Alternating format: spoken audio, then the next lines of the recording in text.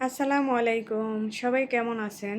আশা করি যে যেখান থেকে আমার ভিডিওটি দেখতেছেন সবাই অনেক বেশি ভালো আছেন আলহামদুলিল্লাহ। আমিও ভালো আছি। আবারও চলে আসলাম নতুন আরও একটি রেসিপি নিয়ে। আজকে আমি তেলের পিঠা বা পোয়া পিঠা তৈরি করব। আর এই পিঠাটা আমি ময়দা দিয়ে এই প্রথমবার তৈরি করেছি। আর পিঠাটা এতটাই সুন্দর হয়েছে সেজন্য আপনাদের সাথে শেয়ার করতে চলে আসলাম। এর জন্য এখানে আমি একটা হাঁড়িতে মেজারমেন্ট কাপে 1 কাপ চিনি নিয়ে নিলাম। আর এখানে আমি পানি দিয়ে দিচ্ছি 1.25 কাপ।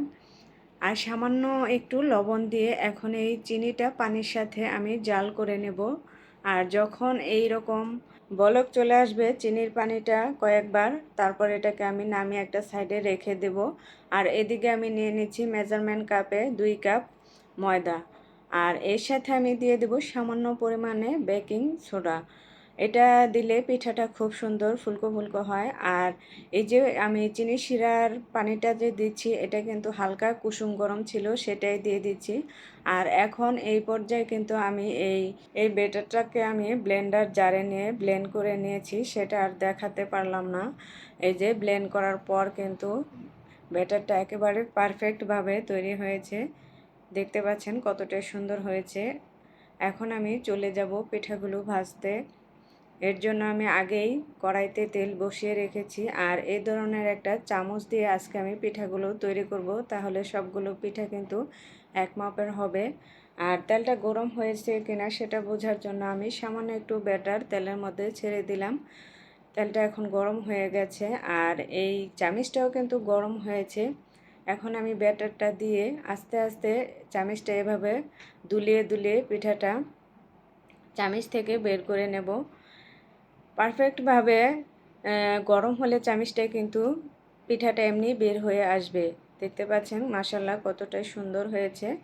আর আমি একটা চামিচ দিয়ে উপরে একটু একটু তেল ছিটিয়ে দিয়ে উল্টে পাল্টে পিঠাগুলো ভেজে নেব। আর তেলের পিঠা তৈরি করতে গেলে চুলার জালটা কিন্তু পারফেক্টভাবে থাকলে তেলের পিঠাটা খুবই সুন্দর করে তৈরি করে নেওয়া যায়।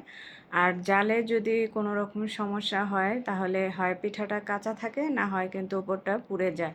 সেই জন্যই আমার এই তেলের পিঠাটা তৈরি করতে অনেক বেশি ভয় লাগে।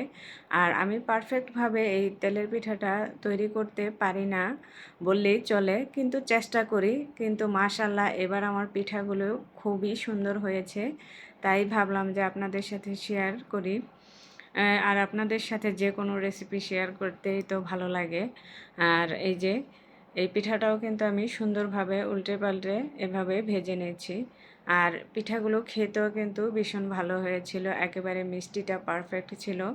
এভাবে করে আমি সবগুলো পিঠা নামিয়ে নিয়েছি। আর এই যে নামিয়ে একটা প্লেটে কিন্তু সাজিয়ে নিয়েছি। আর ময়দা দিয়ে তৈরি করলে প্রথম অবস্থায় পিঠাগুলো একটু শক্ত থাকে, তারপর কিন্তু আস্তে আস্তে খুবই নরম আর সফট হয়। আর খেতে কিন্তু ভীষণ ভালো ছিল। আর আজকে আমার এই তেলের পিঠার রেসিপিটি কেমন হয়েছে অবশ্যই কমেন্ট করে জানাবেন। রেসিপিটি ভালো লাগলে লাইক শেয়ার করার অনুরোধ রইল। আর যারা আমার ইউটিউব চ্যানেলে নতুন তারা আমার চ্যানেলটিকে সাবস্ক্রাইব করে চ্যানেলের সাথে থাকার অনুরোধ রইল। সবাই ভালো থাকবেন, সুস্থ থাকবেন। আল্লাহ হাফেজ।